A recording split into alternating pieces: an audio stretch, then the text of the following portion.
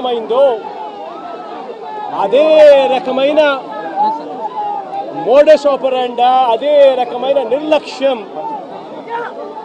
ఈరోజు ఏలూరు రిజర్వాయర్కు సంబంధించిన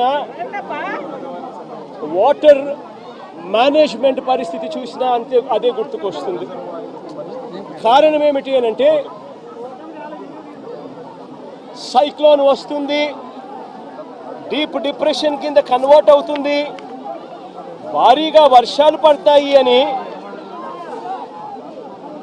రాష్ట్ర ప్రభుత్వానికి ఇన్ఫర్మేషన్ ఉంది. రాష్ట్ర ప్రభుత్వానికి 31వ తారీఖునే ఈ రకమైన ఇన్ఫర్మేషన్ రాష్ట్ర ప్రభుత్వానికి ఉంది. ఐఎండి వాళ్ళు రాష్ట్ర ప్రభుత్వానికి ఇన్ఫార్మ్ చేసినారు, అలర్ట్ చేసినారు. అలర్ట్ చేసేసరికి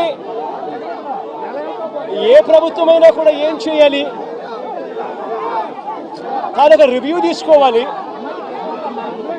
చీఫ్ సెక్రటరీని పిలిపించాలి, ఇరిగేషన్ సెక్రటరీని దాంట్లో భాగస్వామ్యం చేయాలి, ఏ ప్రాంతాల్లో వర్షాలు పడతాయి అని ఇన్ఫర్మేషన్ మనకున్న నేపథ్యంలో ఆయా జిల్లా కలెక్టర్లను కూడా వీడియో కాన్ఫరెన్స్లలో భాగంగా తీసుకోవాలి. ఆయా ఏరియాలకు స్పెషల్ కలెక్టర్లను, స్పెషల్ ఆఫీసర్లను, ఐఏఎస్ ఆఫీసర్లను మళ్ళీ పంపించాలి. రెవెన్యూ సెక్రటరీ కూడా పార్టిసిపేట్ చేయాలి, హోమ్ సెక్రటరీ కూడా ఆ రివ్యూలో పార్టిసిపేట్ చేయాలి. అలా చేసినప్పుడు ఇరిగేషన్ సెక్రటరీ కలెక్టర్లతో తాను మమేకమైపోయి ఏలేరు రిజర్వాయర్లో ఏ స్థాయిలో నీళ్లు ఉన్నాయి, వర్షాలు ఏ స్థాయిలో పడబోతా ఉన్నాయి, ఏ స్థాయిలో నీళ్ల ఇన్ఫ్లో రాబోతా ఉంది, ఆ వచ్చేది ఏలేరు రిజర్వాయర్లో పడినప్పుడు ఆ ఏలేరు రిజర్వాయరు ఆ నీటిని రెగ్యులేట్ చేయగలుగుతుందా, బ్యాలెన్స్ చేయగలుగుతుందా అన్న ఫ్లడ్ కుషన్ను ఏలేరు రిజర్వాయర్లో మెయింటైన్ చేయాల్సిన బాధ్యత ఇరిగేషన్ సెక్రటరీది, కలెక్టర్లది.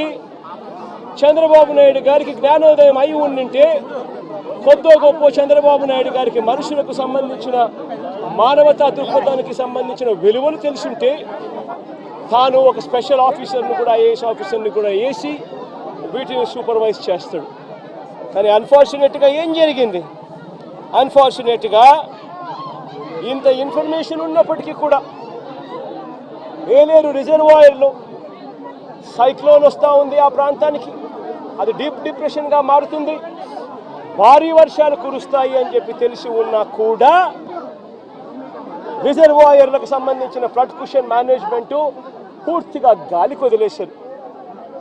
నేను అడుగుతా ఉన్నాను ఇదే మంచి చంద్రబాబు నాయుడు గారిని, దాదాపుగా Yeleru reservoir full reservoir capacity దాదాపుగా 22-23 టీఎంసీలు దాదాపుగా పెట్టుకునే పరిస్థితి ఉంటే అప్పటికే దాదాపుగా ఆ రోజుకు 31వ తారీఖు ఆ రోజుకు దాదాపుగా 18 టీఎంసీల మేరకు నీళ్ళు ఆల్రెడీ ఉన్నాయి.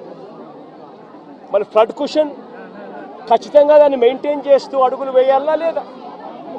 కానీ వీళ్ళంతా ఏం చేశారు, సెప్టెంబర్ 1వ తారీఖున ఏలేరు రిజర్వాయర్లో ఇన్ఫ్లో క్యాచ్మెంట్, ఏలేరు రిజర్వాయర్కు సంబంధించిన క్యాచ్మెంట్ చూస్తే సెప్టెంబర్ 1వ తారీఖున ఏలేరు రిజర్వాయర్కు 9,950 క్యూసెక్లు ఇన్ఫ్లో వచ్చింది. మరి బుద్ధి జ్ఞానం ఉన్నవాడు ఆ 9,950 క్యూసెక్లు కిందికి వదిలేయాలి కదా. ఎందుకనంటే ఏలేరు రిజర్వాయర్ కింద అవుట్ఫ్లో కెనాల్ కెపాసిటీ, అవుట్ఫ్లో కాలువ కెపాసిటీ 14,000 క్యూసెక్స్కు కాలువ కెపాసిటీ ఉంది. కాబట్టి ఆ వచ్చిన 9,950 క్యూసెక్స్ కిందికి వదిలేయాలి కదా. వదిలేస్తే నీ ఫ్లడ్ కుషన్ అనేది నువ్వు మెయింటైన్ చేయగలుగుతావు. పైనుంచి నీళ్లు వచ్చినప్పుడు ఆ నీళ్లను రెగ్యులేట్ చేస్తూ కిందికి వదలగలుగుతాం. కానీ 9,900 క్యూసెక్స్ 9,950 క్యూసెక్స్ ఏలేరు రిజర్వాయర్లోకి ఇన్ఫ్లో వస్తే సెప్టెంబర్ 1వ తారీఖున ఏలేరు రిజర్వాయర్ నుంచి బయటికి నీళ్ళు ఎంత పంపారో తెలుసా? ఫ్లో కేవలం 300 క్యూసెక్స్. సెప్టెంబర్ 2వ తారీఖున 7,033 క్యూసెక్లు ఏలేరు రిజర్వాయర్కి ఇన్ఫ్లో వస్తే వీళ్ళు బయటికి ఎంత పంపించారో తెలుసా? కేవలం మళ్ళీ 300 క్యూసెక్స్.